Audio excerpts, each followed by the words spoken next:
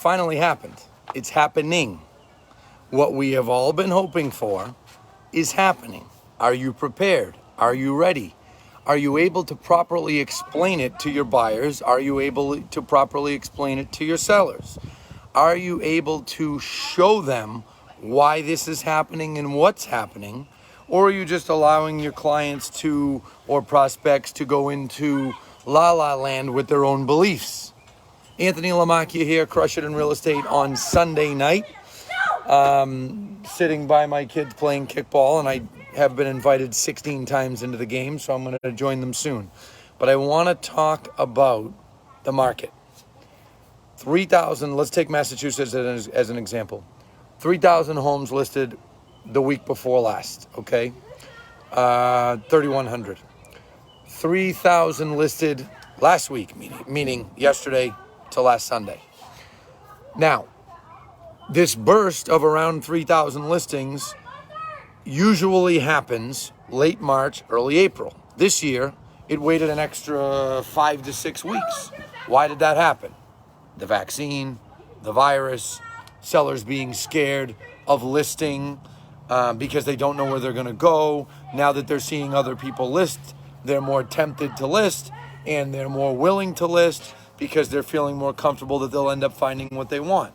But what does this change bring? It brings a lot of good, but it also brings a lot of confusion in the eyes of the consumer. And consumers, i.e. buyers and sellers, start to have beliefs that aren't accurate. For example, see, it's happening. The market's going to crash.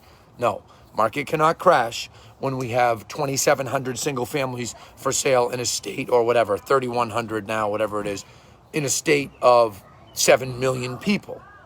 So they start to get these ideas in their head that the market's going to crash. Buyers also got somewhat acclimated to an extreme undersupply of homes and 20, 30, 40, 50 offers on every home. Really everywhere, not just here, up in Canada, South Florida, California, everywhere. This is a systemic problem. Well, now that there's more inventory, the buyers get spread. Instead of 20 people at an open house on Sunday, think about it. Just take the numbers, for example. There was about 1,500 to 1,800 homes getting listed per week if you go from late May back to school vacation week in April, right? Taking out Memorial Day weekend, there was less. But school vacation week in April. All of a sudden, you have 3,000, then 3,000. Well, now, that's double the amount of new inventory. So what happens to buyers? Buyers are more spread out. So instead of 30 people being at an open house, there's 15 because there's double the inventory. Instead of 15 offers, there's 7 offers. And what happens is buyers start to think, why is no one else interested? And they don't realize it's such a good opportunity. I've been telling buyers the truth for years.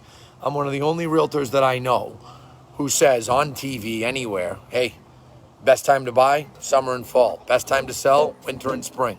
Most people say, oh, don't say that. You're going to scare buyers. It's true, right? Late winter, early spring is not the time to buy. And what's fascinating about buyers with their behavior is they don't listen, right? They don't listen. They think I'm trying to sell them something. And then they get burnt out. They get buyer fatigue, buyer exhaustion in the winter and in the spring, and then they give up. They sign leases. They get out of the market. And now when it's getting easier, they've taken themselves out of the market. So you should be talking to your buyers about this. If you're a Massachusetts realtor, use massrealestateupdates.com as a resource, and you'll be able to see the amount of inventory listed per week. We're going to post updates tomorrow around 1 or 2 o'clock, and you'll be able to see what's going on. Now, if you're in another state, if you're in South Florida, if you're in these other places, more homes are getting listed and more buyers are finding properties. I even heard our Florida realtors finally in the last 2 weeks say, you know what, you're right, it's getting easier. It's getting a bit easier. So you have to be prepared for that, and you need to show your buyers this. Now let's talk sellers, because both sides get confused. I mean, this is a business that is built on emotion.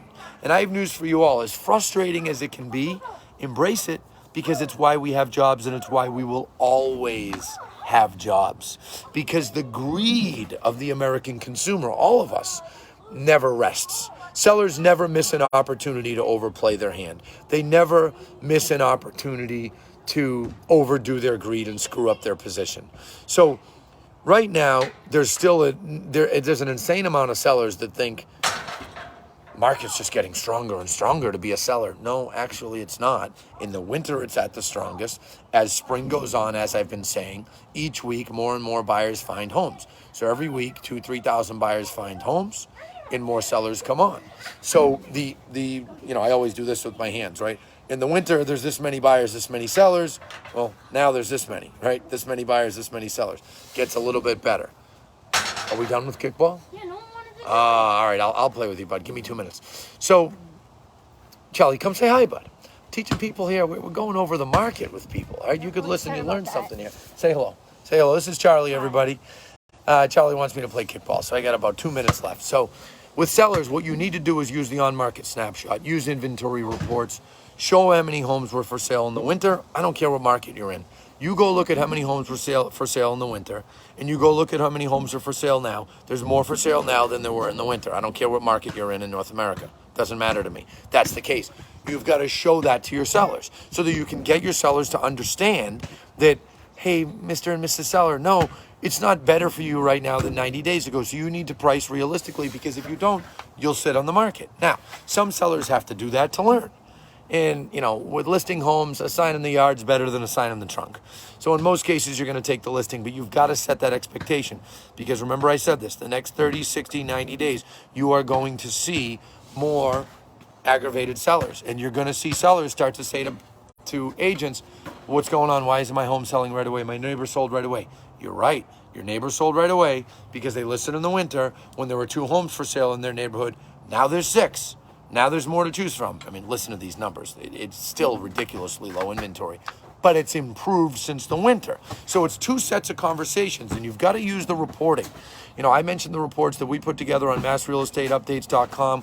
We have New Hampshire realestateupdates.com, and then in Florida, we put out reports there too. But it doesn't matter what market you're in. Use the data in your MLS so that you can show your buyers the difference in the market. Want to say hi again? No. Why not? I already said hi. So you can say hi again. Don't be shy.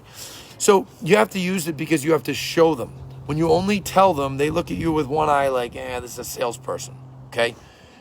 The market changes here. Now, when I say the market changes, don't hear that and go, oh, Anthony Lamacchia says the market's going to crash. No, didn't say that. Didn't say that.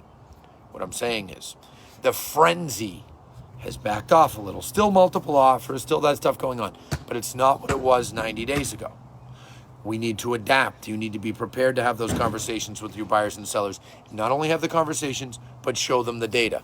When you show them the data, you're going to be more apt to get your sellers to listen and not overplay their hand. You're going to be more apt to keep your buyers in the game, because we all know a buyer buying in the next 90 days is way better off than a buyer that was buying in the last 90. It's just the way it goes. I mean, that's how the market works. So that's all, my friends. I hope that makes sense. I got to go play kickball or I'm going to be in big trouble, and it's almost my damn bedtime. So I don't know how long this kickball game's going to be, but I got to go. See you guys. Charlie, want to come say bye? Come say bye. Say bye. Bye.